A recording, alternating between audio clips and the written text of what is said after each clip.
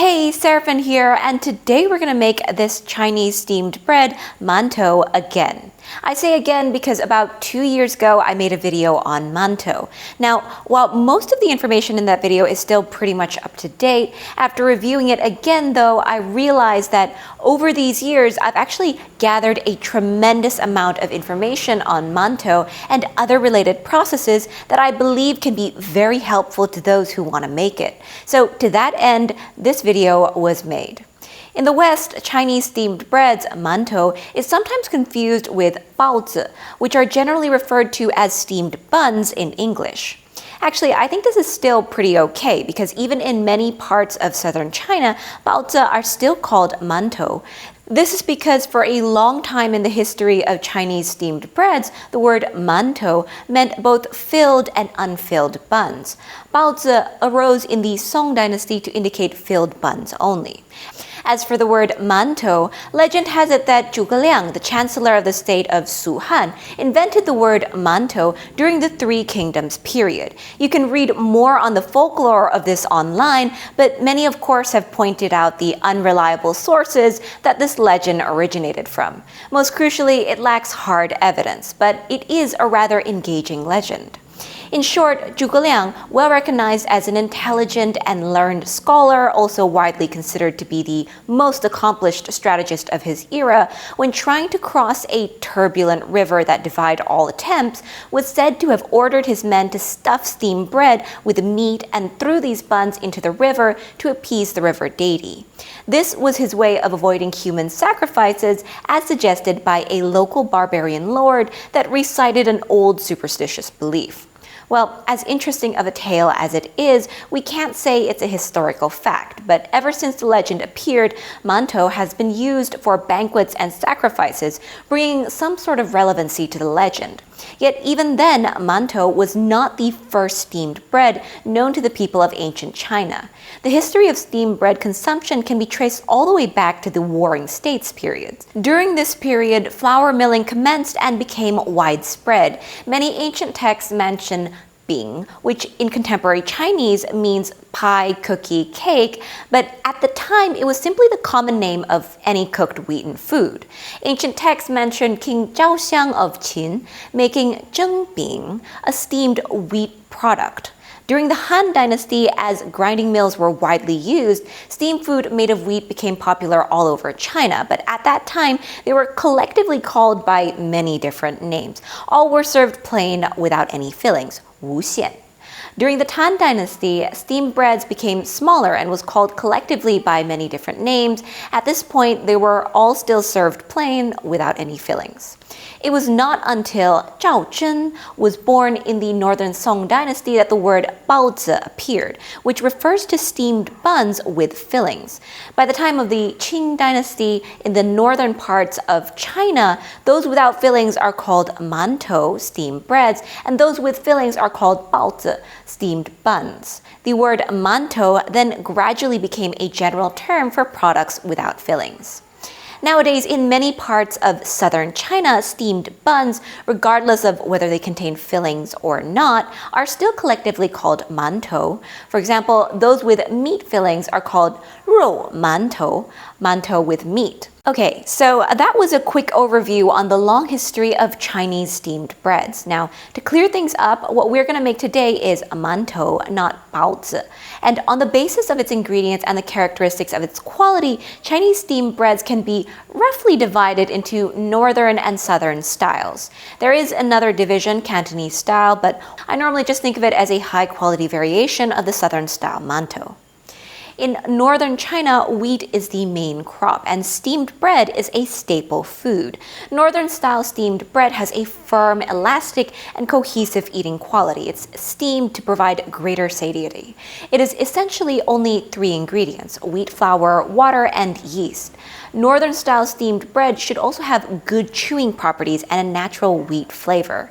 In southern China, rice rather than wheat is the staple food. It is one of the popular breakfast foods in in the South. Southern-style steamed bread is soft and a bit chewy. Sugar and fat, among other additional ingredients, are usually added to enhance the flavor and texture.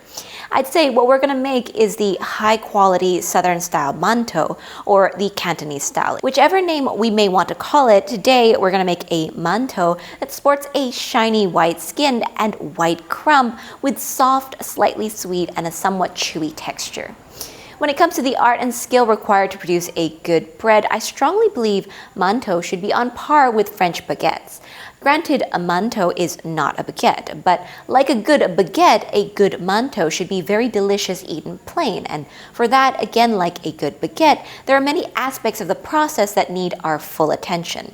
So to focus our full attention on the proper way of making mantou, before we start, let's narrow down on the quality standard of the steamed bread we want to make.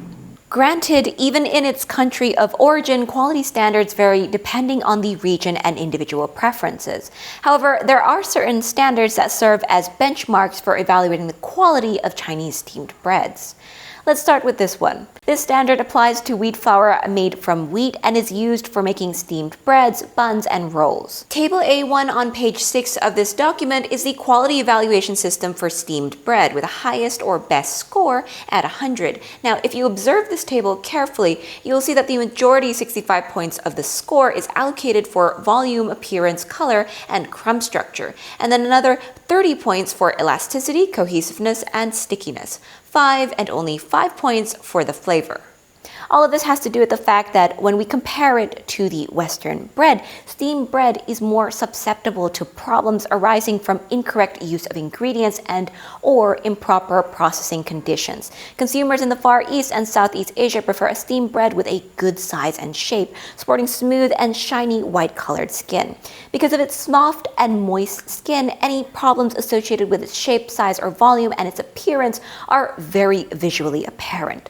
A quick glance of the product is sufficient to turn away the prospective buyers, hence producers that fail to notice these aspects of the final products will not get any buyers. Using suitable ingredients is the first step that we have to take in starting our journey of making a good mantou.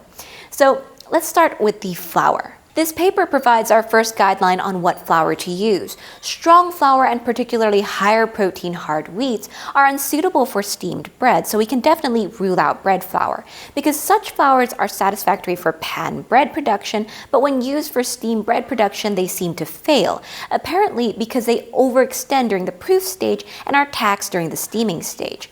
The semi-soft texture and the lack of a solid crust may limit their capacity to retain the large volume attained at the end of the proof. If our steamed bread cannot retain the volume attained at the end of the proofing, we would end up with a steamed bread that does not have a smooth surface. There'll be shrinkage, wrinkles, or dimples here and there, and it would not be upright and symmetrical. So we won't meet the ideal criteria for the external attributes of a good quality steamed bread, because consumers prefer mantou with a shiny, smooth surface. What about cake flour? Cake flour is the highest quality patent flour coming from the heart of the endosperm. It is mostly milled from soft wheat, low in protein, and often bleached. Bleaching weakens the proteins and prevents gluten formation. Bleached flours also absorb more water. Some bakers use cake flour to make mantou. Unfortunately, mantou made with cake flour lack elasticity and chewiness due to weak gluten network and higher water absorption of the flour. There's also a problem with the color. It's way too white. An extremely white color is unacceptable. Excluding bread and cake flour, next on the list of options is all-purpose flour. Plain flour, French T55, Italian Type 0, or Euro T550 are some of the variations of this type of flour. These are all applicable, and as a matter of fact, many mantou recipes online actually list all-purpose flour as their main ingredient. If your main concern isn't to get a steamed bread with a very high score, then you can easily make mantou with all-purpose flour. The flour most professional mantou makers use today, though, is not all-purpose flour, because try as hard as you may, the mantou you make with all-purpose flour will not get you a white or milky white appearance, since it will most likely turn out to be slightly yellowish in color. I guess it's okay for personal consumption, but in the Far East and Southeast Asia, you may find that mantou you make is rather hard to sell. Consumer preference is for a white rather than yellowish mantou. This is reflected in the more recent scoring system. In 1993, to get 10 points of the total 100-point score, the standard doesn't require the exterior color to be white or milky white, but the interior should be. Today, the exterior color of a mantou must meet this requirement to get the same 10 points. Take a look at the new quality evaluation scoring system for Southern-style steamed breads. We see that the surface color, 表面字值, instead of interior color, is now one of the criteria being judged. In a recipe that does not incorporate alkali, the color of our steamed bread mainly depends on the color of our flour. Sheeting and steaming rate may also contribute to the color of our steamed bread, but not as much. Flour color is closely related to bran contamination, and bran contamination is often measured by measuring the ash content of the flour. High flour ash content is associated with darker skin and crumb color, and hence lower total score, lower quality. This paper, from the miller's perspective, gives us the best information on the flour needed for good mantou. It is a high-quality flour with a short extraction rate, patent, bright white color, and lower protein content of 8 to 9%, and ash content of 0.45 to 0.48%, produced using a blend of medium and soft wheat. Also from this reference, we get similar information, protein content less than 9% and ash content of less than 0.5%. The flour I use has a 0.47 ash content and protein content of 9% dry basis, moisture content around 14%. If you can't get your hands on such a bao flour, there's an old trick on how to substitute cake flour by replacing 10 to 20% of all-purpose flour with cornstarch. I know seasoned pastry chefs will tell you that it's not a cake flour, but that is exactly what we want. Not an exact cake flour, but the steamed bread made with this kind of blended flour is quite acceptable. Many low-priced commercial bao flour have been made in this fashion, a blend of cornstarch and all-purpose flour. To make it yourself, you can try this simple formula I made based on the target protein content of the blended flour. Okay, with the type of flour decided, let's move on to the other ingredients and the method of making mantou. Here is a list of ingredients we're going to use. Now, the overall hydration of this recipe is 50%. Due to the overall longer kneading time and because of the method we use, we need to pay attention to hydration loss due to evaporation. It can be problematic during shaping. The dough may crack, and this can influence the smoothness of the mantou. Our room temperature at the moment is pretty high, 29 to 30 degrees Celsius, and humidity fluctuates due to the changing seasons. This can give rise to many unwanted issues during the preparation of the dough and the resulting steamed bread. Final dough temperature is also very important. Ideally, it should be warm enough to encourage lively fermentation and flavor creation, but not be too warm to the point of causing over-fermentation. Using ice water is one way to control the final dough temperature by lowering it. The calculation for how much to use to get the ideal final dough temperature isn't that complicated. You can use this simple formula. Instead of ice water, we could also simply add a little bit more water when the temperature is too high and the humidity is too low. But whatever you do, try to maintain the hydration to around 50%. For the yeast, 1% baker's percentage is the standard in most steamed bread recipes. But here's the catch, the 1% is for compressed yeast. If you are using instant yeast, this number should be roughly divided by 3, so that is 0.33%. And furthermore, if you're using the two-step or Chinese sponge and dough method, you can cut it down to half. So for a total of 300 grams, I'm using only 0.5 grams or 0.17% baker's percentage. You may adjust this number higher if your room temperature is colder, but remember, a high-quality mantou gets its flavor purely from the properly fermented wheat. Keep in mind, though, that it must be odorless. A yeasty smell due to over-fermentation is not acceptable, besides the other side effects that it brings along, so keep the yeast as low as possible. We use sunflower seed oil, a type of neutral oil, but you can also use palm oil. For a medium strength flour, there is a significant increase in softness up to an addition of 2%, but higher additions did not further improve softness. The amount of sugar we use is not meant to make our mantou sweeter. There are many types of sweet mantou, but that's not what we're aiming for here. This small amount of sugar is meant for the yeast. From this research, we learned that 6% of sugar with sufficient water can sustain around 3 hours of fermentation. The steamed bread we make with this amount of sugar has a subtle natural sweetness from the wheat, not from the additional sugar, of which most, if not all, is expected to be consumed by the yeast during fermentation. Now, let's talk about salt. Unlike Western bread, salt is not commonly used in steamed bread dough formulations. When it is used, the addition rates are below 0.5% by flour weight. With this paper as our guide, usually we use about 1.5% of salt for all-purpose flour in Western bread. It strengthens the dough and provides sufficient enhancement to the flavor and contributes to many benefits, while at the same time still being within the limit of the many official guidelines for healthy salt consumption. In Chinese steamed bread, we can't use this amount of salt because high dough strength is detrimental for the steamed bread. Just like the one that uses strong flour, instead of getting a smooth surface of an ideal mantou, we may end up with shrinkage, wrinkles, or dimples, and also it may not be upright and symmetrically round. The method that we're going to use is the traditional Chinese sponge and dough method, also referred to as the two-step method. We choose this method because it has been found to be superior to the other methods.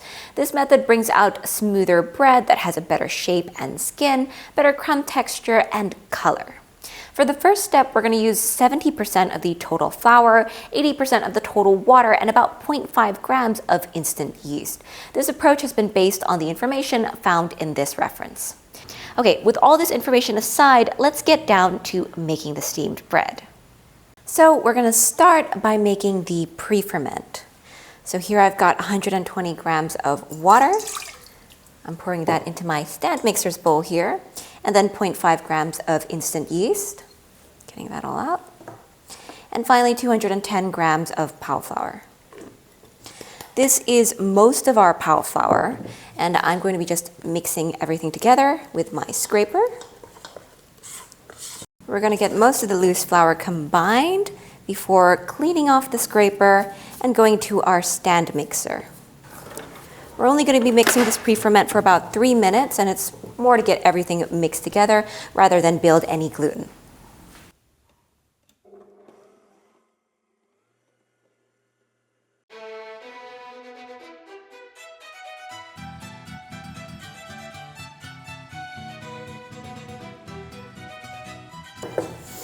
All right, so our pre-ferment is done with its 3 minutes of mixing. I'm just going to take my scraper and clean down the sides, just in case there's anything stuck. Some small scraps. Needed a little more. Okay, this looks good. I'm just going to form it into a ball, place it in the center. And now we can leave it to ferment for about 1 hour or until it roughly doubles in size. This number can be very different depending on your situation. There's no rush here, but do make sure that the dough is not over-fermented. We don't want the dough to become too acidic. A dough that's too acidic can end up producing steamed bread with a grayish color, smaller volume, dense texture, and it may even taste sour. Acidic dough actually needs to be neutralized with a proper amount of alkali. If you use too much alkali, you're going to end up with a yellowish mantou with a strong alkaline smell. An ideal pH for the mantou dough is in the range of 6.4 to 6.7. The main purpose of this first step is to improve the flavor and texture. But just like with any other pre-ferment, this step also indirectly allows the yeast cells to multiply, and that's the reason why we use a very small amount of yeast to start with. Now that the pre-ferment has doubled, we can start making the final dough. So the first thing I'm going to do is actually just scoop it out and break it into little chunks. We will be using the stand mixer to mix everything together, but this will just help everything get combined so much more quickly and evenly. So I'm just breaking it into chunks like this. You should be able to feel how fluffy it is. All right, then we're gonna add in 30 grams of water.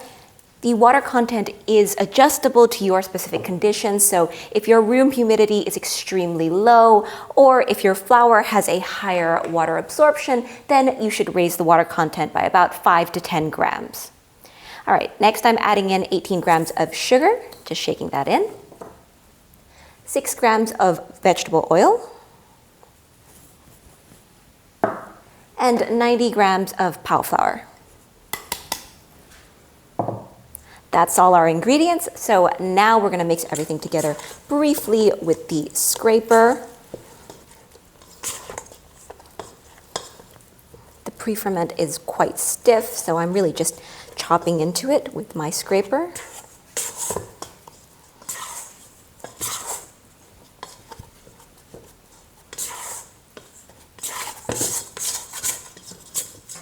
Scrape down the sides.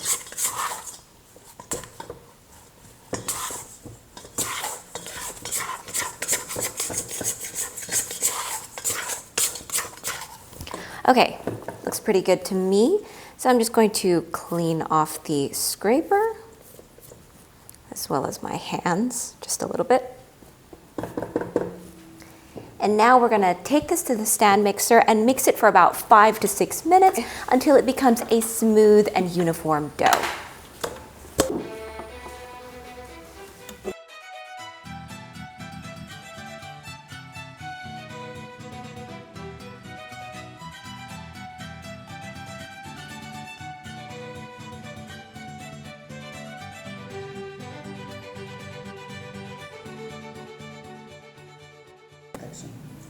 And after 5 minutes of mixing, this is what the dough should look like. We can also confirm that it's done by doing a quick window pane test. It's a bit dry, so the window pane test isn't as easy to do as for other bread doughs. But here, it's already passed. While for bread dough, having a smooth dough would just generally mean kneading it until it cleans the bowl. That does not apply here. The hydration is quite low, so if we were to use that measurement, the dough would be done in just 2 to 3 minutes, which is impossible. So make sure to stick to the time and actually check for yourself whether it passes the window pane test or can form a smooth surface. All right, now there's no bulk fermentation for this recipe, but there is a bench rest, which is going to help the gluten relax so that we have an easier time shaping the steamed bread later. So I'm going to cover this and leave it for 10 minutes. And now that the dough has rested, we're going to get to dividing and shaping it. So I'm just going to use my scraper, scoop the dough out. So the first thing we're going to do is weigh the whole thing. 482, divide that by 6. That should be around 80 grams, a little more. Next, I'm going to form it into a nice log just by rolling it out like this. And now we divide. So into 2 first, and each of these pieces into 3. Okay. That's 80 grams.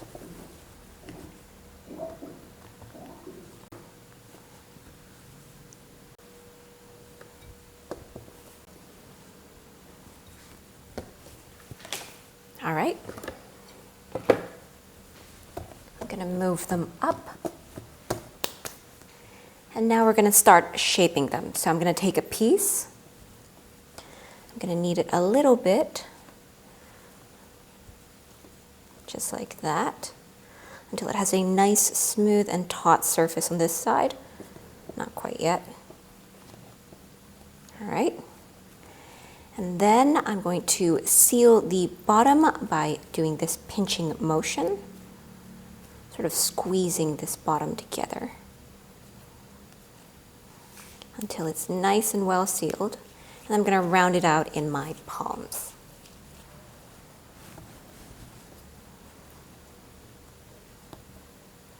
And we repeat for the remaining pieces.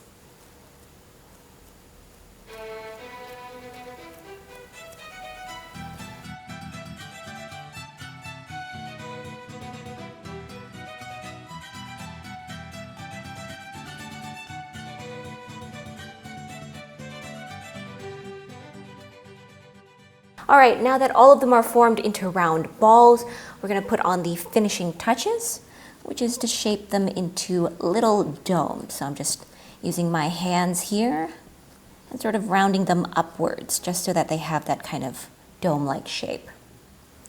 It's going to help give our buns some lift, some height, and after that they go straight away into their proofing spot, which is this steamer here. So I've got some circular lining paper and I'm just going to put the dough on top of it, right at the center, and continue.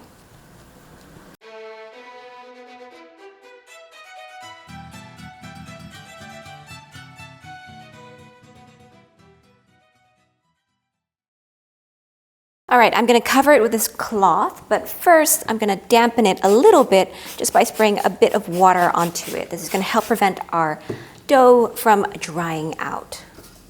Just a little bit, not too much. Now we're gonna leave them to proof for about 45 minutes before we steam them. It's very important to make sure we don't overproof our dough. Overproofing or proofing with a temperature that is too high can result in the appearance of dimples, wrinkles, or shrinkage on the apparently smooth surface of a mantou. Now let's talk about steaming. One of the major problems that happened to me when I started out making mantou is a gummy texture that makes the mantou stick to my teeth whenever I ate it. That turned out to be a typical problem that many people also experience. The cause can be due to the use of low quality flour with too much rain damaged wheat and starch damage. Most of the time though, it is either that we didn't steam the proofed mantou dough for long enough or that we've steamed it at a rate that is too low, or both. For the steaming, usually after the water has boiled, I turn the heat down to get a lower rate of steaming. This step I think is unique to each of our specific steamer settings. You may have to find the right combination for your own situation, but whatever you do, make sure you put the dough in only after the water is boiling and the steam has started flowing steadily. I use this type of metal steamer with a lid partially made of glass, so there's no need for me to cover the lid with a cloth to anticipate for water dropping due to condensation. The design of the lid enables the water droplets to flow sideways, so the mantou won't get showered by any water drops.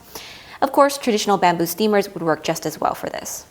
Based on the information inside this book, inside the steamer, the steamed bread increases in volume most quickly during the first 5 minutes, after which it eventually slows down. This is the steaming equivalent of oven spring. We can call it steamer spring.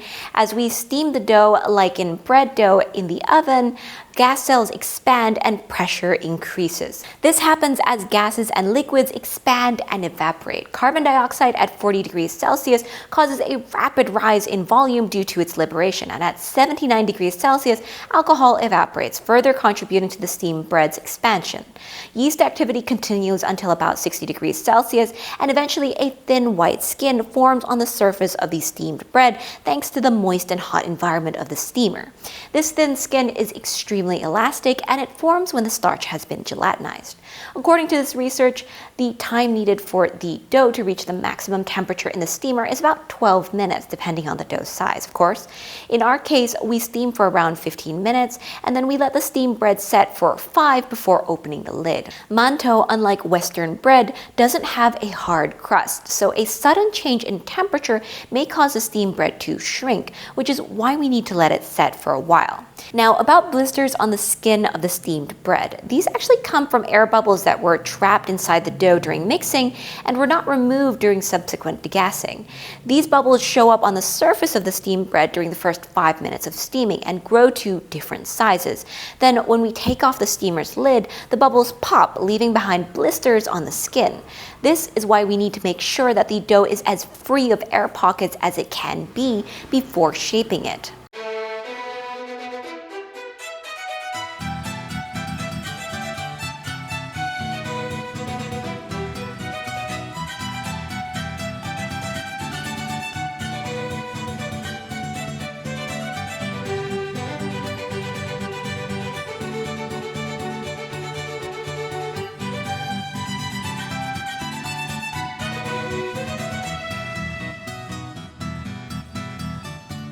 And that's it for today. Feel free to comment below any questions you might have, and thanks for watching. Bye!